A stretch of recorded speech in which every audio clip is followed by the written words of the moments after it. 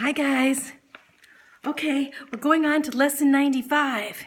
And this lesson is a very special lesson because it's about what's called the Reformation. Reform.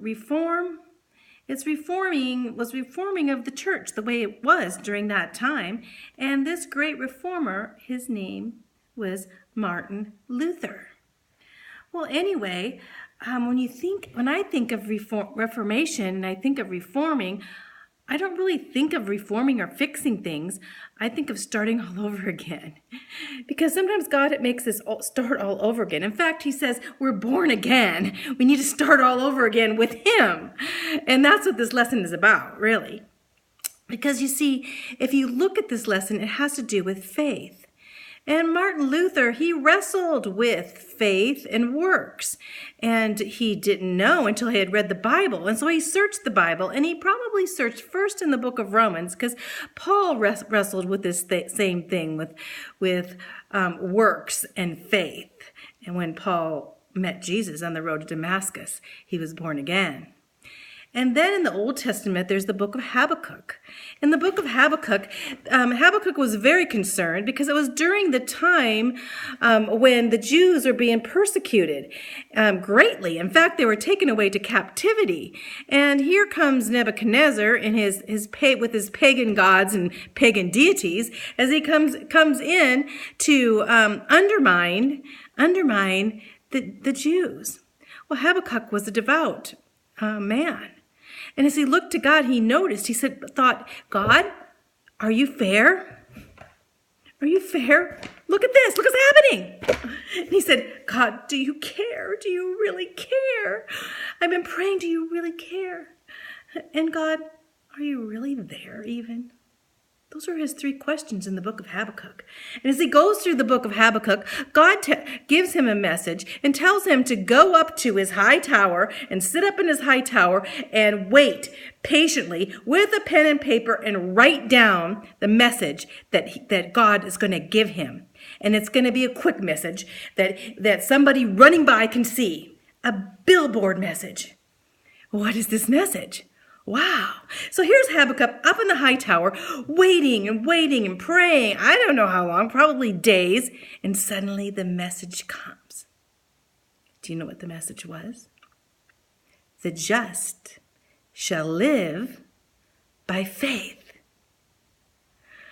And that was Habakkuk's billboard. His life changed. And he wrote this sweet, sweet psalm to God. He realized then it was by faith. It's by trusting God that we grow. It's not by works, even in times of trial. He basically said, even if nothing turns out right, I will have faith in you, God. I will trust you. I will trust you no matter what. That's what Paul, when he saw Jesus on the road to Damascus, that vision, changed his life. And he realized the just shall live by faith. And he wrote in that book of Romans.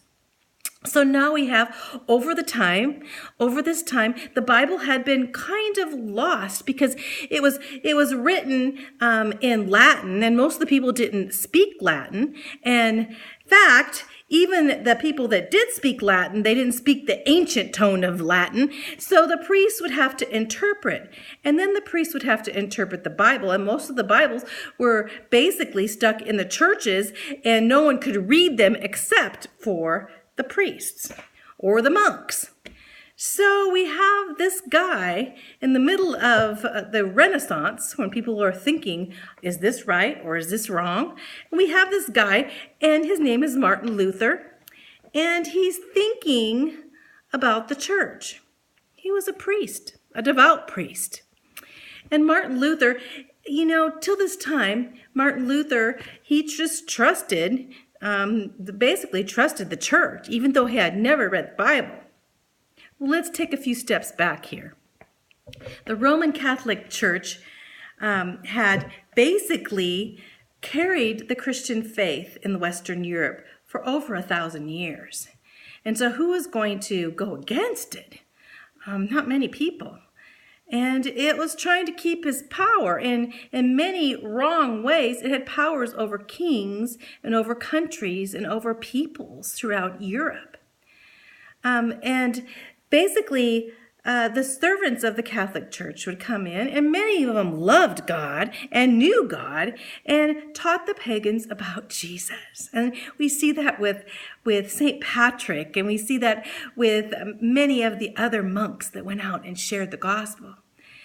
And a lot of them truly served the sick and prayed for those that were sick. And they opposed the contrary beliefs to the Bible.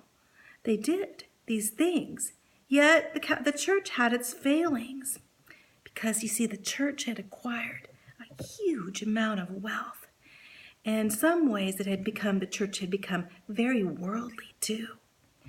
Some of the leaders and some of the popes, I have to say, were very corrupt and immoral when we look back into history. And many of them did not preach the true word of God.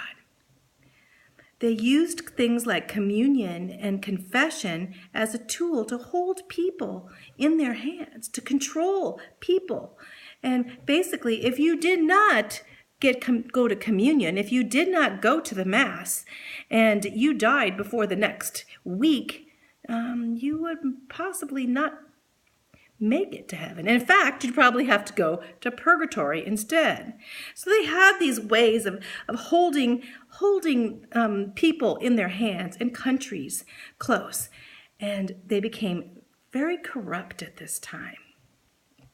They went from the grace and faith and love to good works, to working your way as a means of salvation. The monastic monks and priests were really not found in the New Testament or the Old Testament. For priests to marry and not to marry and these things, they were kind of not really a doctrine throughout the Bible. And the worst troublesome thing about the church was the selling of indulgences. Is that they would sell the ways to heaven. They'd have people come and get money, give money to the church and say that their people, their mom and dad, their grandma and grandma, their great grandma and grandma, their uncles and aunts pay for their way with money so they could get out of purgatory and get into heaven. There's nowhere in the Bible that it says that. But it was, again, a way of holding people true to the church monetarily. Well, a lot of, not just Martin Luther, but a lot of the priests didn't really agree with indulgences. But surely the Pope at that time brought in lots of revenue, lots of money, and the church became richer than any of the kings on earth. It's pretty sad. Let's go on. Let's take a break, and I'll go on with Martin Luther, more about how things changed with the Reformation.